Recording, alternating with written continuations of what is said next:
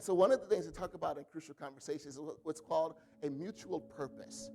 So the idea behind that is that as you begin to look at maybe before you walk into a conflict, is to begin to think about, well, what are the benefits that I want to get out of this? And how will it benefit the person with whom I need to have the conflict with? What are the benefits that we will both gain out of this?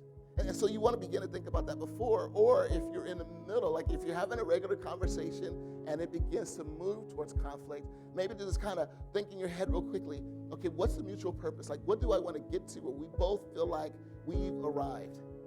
So that's the challenge, and sometimes that can be difficult. That's why it's better if we're able to navigate that before we step into a conversation so that we can know exactly where it is that we're going to, because sometimes when things get heated, mutual purpose, it really does get lost.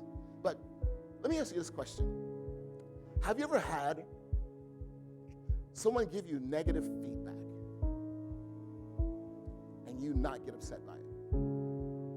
Have you ever had someone give you negative feedback, critical feedback, and criticism, and you not get upset by the criticism? Have you ever had someone do that? And I can tell you that depends on how much you really trust the person that's giving you the feedback. As soon as you think their feedback comes from a place of malcontent or discontent, immediately you'll dismiss it. And you may even become argumentative against it. But when it's from someone that you trust, someone that you know, someone that cares about you, someone that is looking out for what is best for you, then odds are you're more likely to listen to it. I love what it says in Proverbs chapter 27, verse 6. It says, wounds from a sincere friend are better than many kisses from an enemy. Wounds from a sincere friend are better than many kisses from an enemy. And other verses will translate it this way. Wounds from a friend can be trusted. They can be trusted. Why? Because now, I'll tell you, sometimes it hurts. It does hurt when someone comes to you and begins to talk to you about a deficiency that you have, or it does hurt when someone comes and talks to you about a way that maybe you hurt their feeling, especially if it was something that was done unintentionally, like you never intended to hurt them. It does hurt to know that, man, I caused you pain, I caused you hurt. That was never my intent. I am so sorry for that. But sometimes we need that person to come into our life and to be able to do that for us. We need that. But again, it really boils down to your ability to receive it well is based on your ability to trust that person and trust their intent. It says this in Crucial Conversations. It says, crucial conversations go awry not because others dislike the content of the conversation, but because they believe the content suggests that you have malicious intent. So let me read that again. Crucial conversations go awry not because others dislike the content of the conversation, but they believe the content suggests that you have malicious intent. So one of the questions that you have to ask yourself when it comes to conflict is, am I doing what is best for us, or am I doing what is best for me? Is it about my motive? And let me tell you, I don't want you to, it's important because I think sometimes when we talk about this whole idea of mutual purpose, and I've also seen it where people have been taught that when it comes to anger, like as a Christian, you're not supposed to be angry. You're not. And people have taught you that.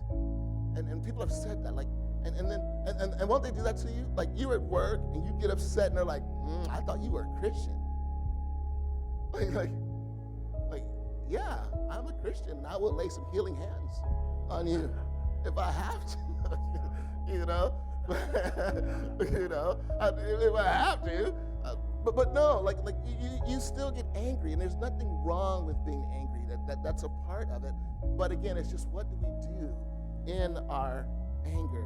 But it's important for the person that you're having the conversation with, if you're able to think about mutual purpose, then it becomes easier for them to trust the intent of what it is that you're trying to say. So I want to give you guys a few examples that you can see the difference between mutual purpose and something that's mutually beneficial, as well as you're still communicating your needs.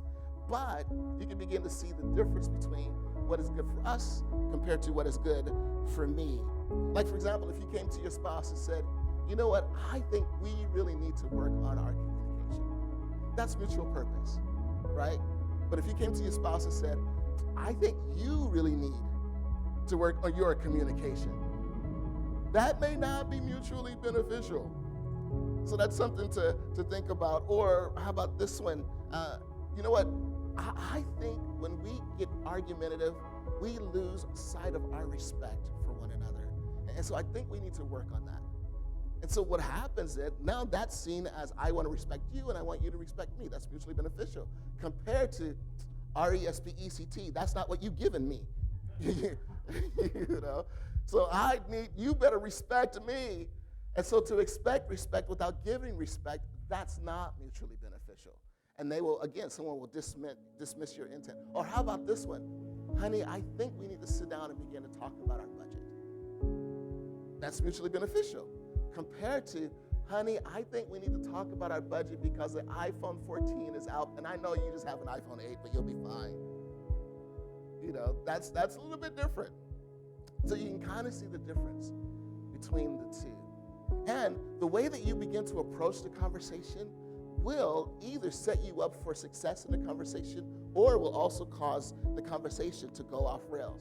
So I want to give you a couple of examples of things that will make a big difference of how you approach it. Let's say, for example, that you are having problems in your relationship when it comes to finances. And let's say, for example, it really is because your spouse doesn't pay attention to the budget at all. So if you came to your spouse and you were to say to your spouse, honey, at the end of the month, it feels like we tend to run out of money and we tend to struggle at the end of the month. So is it possible for us to sit down and kind of walk through the budget together? Now, do you see the difference there? Compared to, you need to stop spending money. Now, are they both addressing the issue? Absolutely. But does one sound more like an attack than the other? Yes. And so when you come at me the second way, I think, oh, you're just trying to control me. You're just trying to dictate what I do. You're just trying to control the way that I spend money. When in actuality, no, I'm trying to do what is best for us. Or let's say, for example, you're at work and you constantly have a conflict with your boss because your boss continues to hand out these deadlines that are completely unreasonable. So what if you were to sit down with your boss and say, you know what, it seems like when it comes to having our meetings, that deadlines tend to come up a lot. And it seems like those deadlines that you desire tend to be missed. So is it possible that maybe we can sit down and we can walk through expectations, we can walk through the deadlines, and we can walk through our dates so that we can make sure that you and I are on the same page? You see the difference? Compared to if your boss gives you a deadline and you're like, you know? Or if you go to your boss and say, you know what, you can give me these days. It's not, if it comes out as an attack, they don't trust your intent, and you're not going to get anywhere. So that's the idea of mutual purpose, is you're looking at how do I communicate this in such a way, and I'll tell you, this is something I need to work on, but how do I communicate this in such a way to where both people, both the person I'm talking to and myself, were able to go, oh, okay, I can see the big picture, I can see where we're going, I can see the end result, and that's a place that I desire to get together with you, so that we can both end healthy.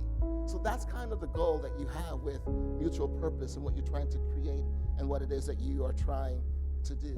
So here's the question, is let's say you start off with mutual purpose, and then at the end of the conversation, you're like, ooh, that derailed pretty quickly.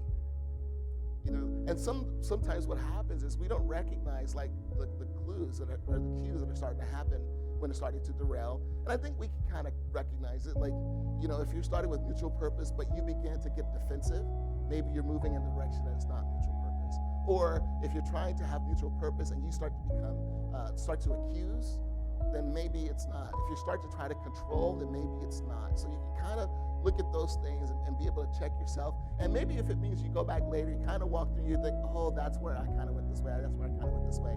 That's why I kind of caused a conversation to derail. But it's a great way for us to go back and say, okay, now that I know this, when it comes to the situation, this is what I'm going to do differently next time, so that we can be able to navigate this and go through this together.